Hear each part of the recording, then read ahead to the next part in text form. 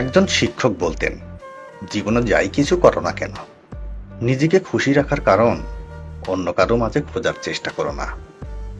কখনো কারো উপর এত এক্সট্রিম লেভেলের নির্ভরশীল হবে না যাতে তোমার এক্সপেকটেশন পূর্ণ না হলে মন ছোট হয়, বিশেষ করে মানসিকভাবে।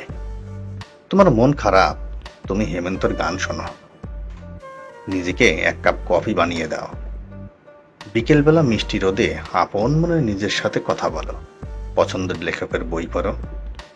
নিজের কোনো বিশেষ ক্রিয়েটিভিটি থাকলে সেটা নিয়ে নিজেকে ব্যস্ত রাখো। অন্যকে ব্যঙ্গ করে স্ট্যাটাস লেখা, নিজের দুঃখ দুর্বলতা জনসম্মুখে প্রকাশ করা কোনো বুদ্ধিমান মানুষের কাজ নয়। খুব বেশি মন খারাপ হলে রুম অন্ধকার করে চুপচাপ বসে থাকো, যার যার ধর্ম অনুসারে প্রার্থনা করো। পুরনো কোনো স্মৃতি মনে করে হাসো, কাঁদো, যাই করো, নিজের সাথে নিজের এমন একটা সুসম্পর্ক তৈরি করো যাতে নিজের মন খারাপের দিনগুলোতে একটা কাঁধের প্রয়োজন না হয়। যদি কোনো কাজে সফল হও, নিজেকে ট্রিট দাও। যদি অকার্যকর হও, নিজের সাথে অভিমান করো। নিজের সাথে প্রতিজ্ঞাবদ্ধ হও, তবে অন্য কারো চোখে নিজের পারফেকশন খোঁজার চেষ্টা করো না। অন্যের চোখ তোমার ত্রুটিগুলোর মাঝে, যখন তোমার গুণগুলো খুঁজে পাবে না, তুমি কষ্ট পাবে। পারলে তুমিই পারবে। রেস্টুরেন্টে একা বসে খাওয়াটাকে নর্মালাইজ করতে হবে। পার্কে নিজের সাথে সময় কাটাতে চাওয়াকে হাস্যকর কেন মনে হবে?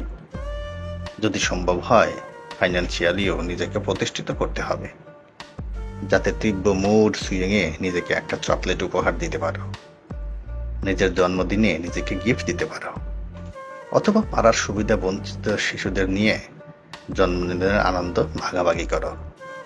নিজের পছন্দের ড্রেসটা টাকা জমিয়ে হলেও নিজের জন্য কিনে দিতে পারো। মাঝে মাঝে নিজেকে কিছু ফুল দিবে, ঘরের এক কোণায় ফুল থাকবে, সুন্দর একটা গন্ধ ছড়াবে, মন আপনা আপনি ভালো হয়ে যাবে। সবাইকে খুশি রাখাও তোমার দায়িত্ব না। দুনিয়ার কারো পক্ষে সবাইকে খুশি করা সম্ভব না। যেখানে পারবে না, না বলাও শিখতে হবে।